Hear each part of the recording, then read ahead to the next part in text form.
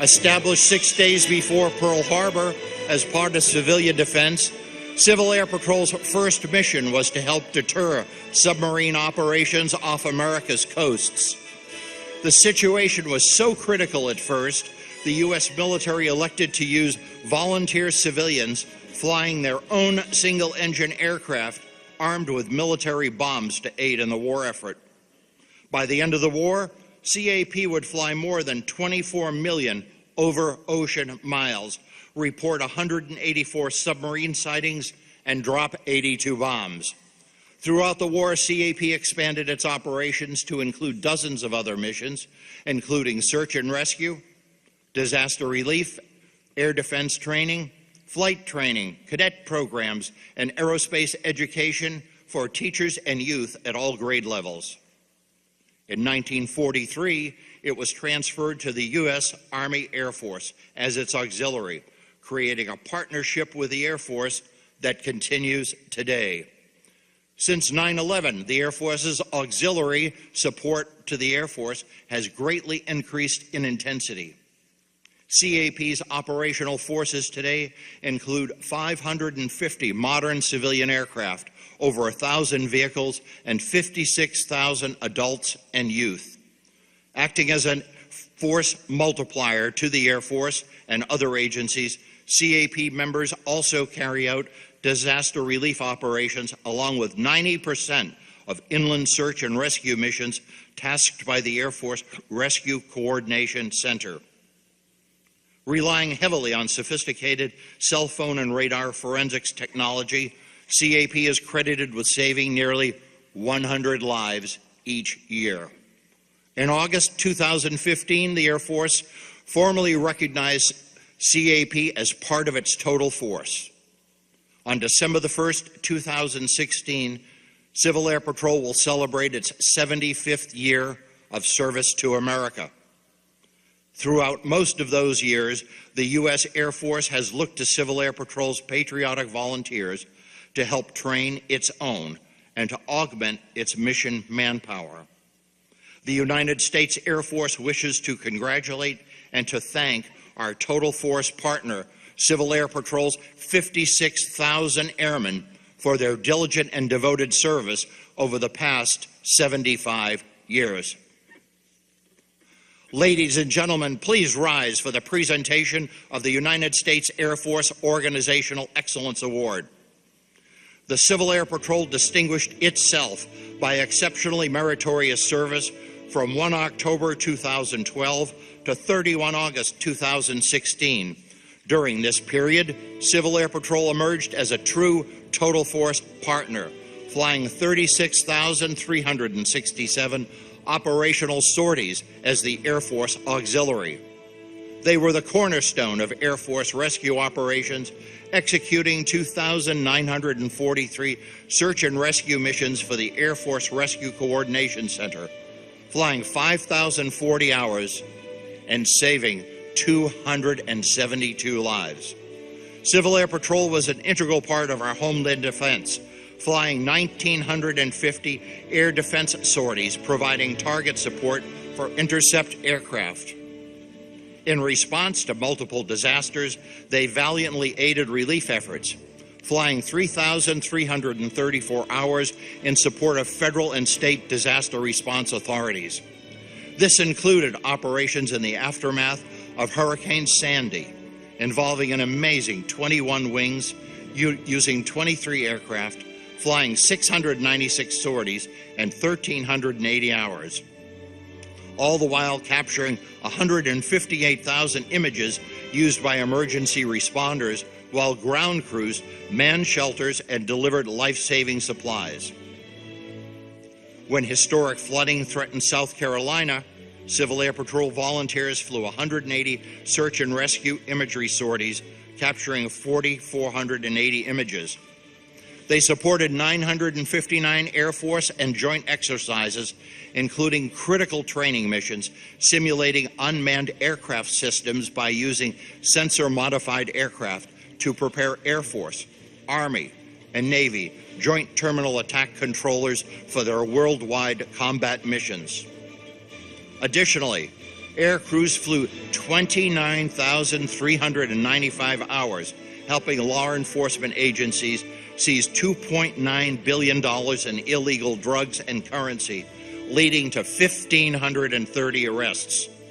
In the classroom, the Civil Air Patrol-sponsored Aerospace Connections and Education program has reached 20,000 elementary school children, elevating academics and fitness with an engaging science, technology, engineering, and mathematics themed curriculum. An annual powerhouse at the Air Force Association's Cyber Patriot National Youth Competition, Civil Air Patrol bested 3,000 other teams by finishing second in 2015 and third in 2016. Finally, through their Cadet Encampment Assistance Program, Civil Air Patrol has sponsored 3,700 cadets nationwide, increasing Air Force reach while embracing diversity and growing camp attendance by 20%. Civil Air Patrol members provided an incredible $165 million annually in volunteer service hours. The distinctive accomplishments of the members of the Civil Air Patrol reflect great credit upon themselves and the United States Air Force.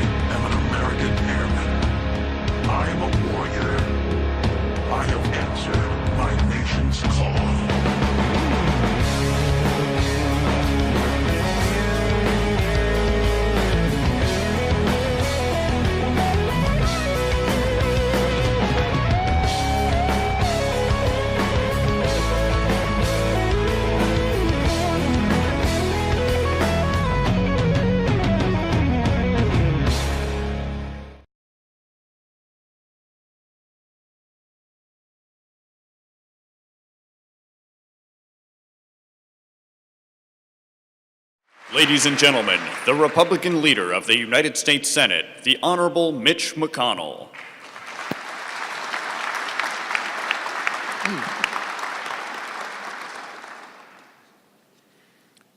We often think of World War II as an over-there war, the kind of conflict our soldiers deployed overseas to fight. Of course, millions of Americans did do just that. Many of us know a veteran who served, and of course, we honor them. But the reality is, the Second World War could have become more of a right-here war. For a time, German U-boats stalked our coasts. We often forget it, but those submarines actually sank American ships. And if we left them unchecked, they could have threatened to funnel more of Europe's conflict across the Atlantic. The point is, World War II could have turned out a lot differently if not for the men and women of the Civil Air Patrol. They served selflessly, often at their own expense. They used their own aircraft, first to spot German boats, and later to actually attack them. Some did so with little more than a compass and a radio. Emergency equipment, if they had any, might have consisted of a vest or an inner tube. Some were housed in chicken coops. Others laid their heads in a barn. They did all of this for their country, not for riches, because they received few, and not for fame, because little was forthcoming, but out of a sense of duty and service. Yet today, few Americans have even heard of the Civil Air Patrol. It's a shame.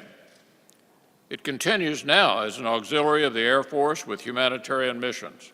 Its members deploy when the country is in need, performing a variety of reconnaissance and search and rescue operations. When Mount St. Helens erupted, the Civil Air Patrol was there. When Katrina hit, the Civil Air Patrol was there. Sandy, too. And the Civil Air Patrol was on the scene when terrorists attacked our country on 9/11. The good news is the patrol has advocates in high places. That's why we're here today. Members of Congress worked hard to pass the legislation that made this possible, and I was proud to join others in co-sponsoring it. So today's gold medal may be long overdue, but it's well-deserved. It's the highest civilian honor we can bestow, and we're all pleased to help bestow it. Thank you. Ladies and gentlemen, the United States Representative from the 10th District of Texas, the Honorable Michael T. McCall. Thank you.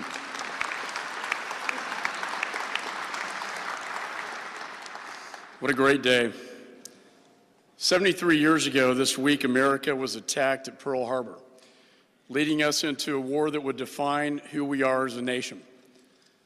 Today, we honor the World War II members of the Civil Air Patrol with the Congressional Gold Medal, the highest expression of national appreciation. And we remember the over 400,000 servicemen and women who made the ultimate sacrifice so that we might be free. Many of these brave Americans were the unpaid volunteers of the Civil Air Patrol, who provided extraordinary humanitarian and combat services during a critical time of need for the nation.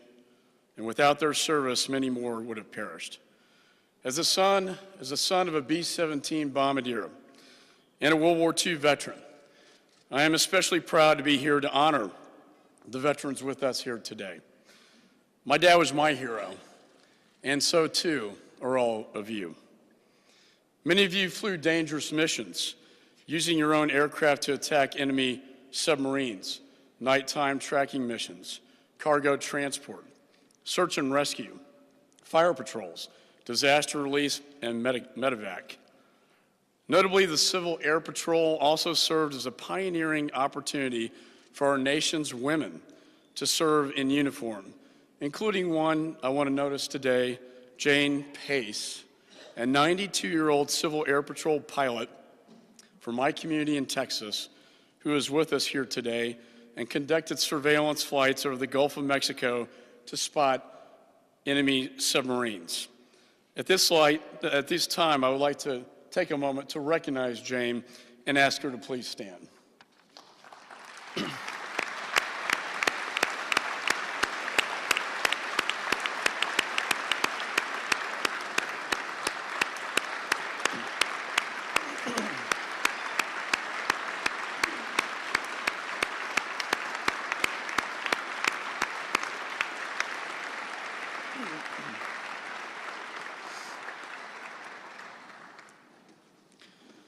Jane actually went to high school with my father, believe it or not.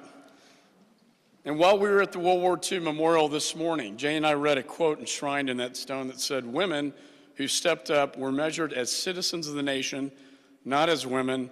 This was a people's war, and everyone was in it." And how true that is. Though it's been nearly 70 years since the end of World War II, the memory and the sacrifice of the Civil Air Patrol volunteers is never more enshrined in our hearts than on this day. My friend and colleague, Congressman Henry Cuellar, and I know he's here today, we're humbled to have led the effort in the House to just bestow the nation's top honor on these deserving patriots. Words cannot express the pride and gratitude we feel standing here in the company of heroes past and present. And therefore we pause, indebted forever to the greatest generation. May we honor them by carrying the torch of freedom that they kept glowing. And may that light guide the future of this great country. You, the greatest generation, handed down to mine a better America and a better world. And as Winston Churchill said, let us embrace ourselves to our duties so that for 1,000 years, men will say that this was our finest hour. So on behalf of a grateful nation, we say thank you. Well done, good and faithful servants. May God bless you. May God bless the United States of America, and may he hold you in the palm of his hand. Thank you.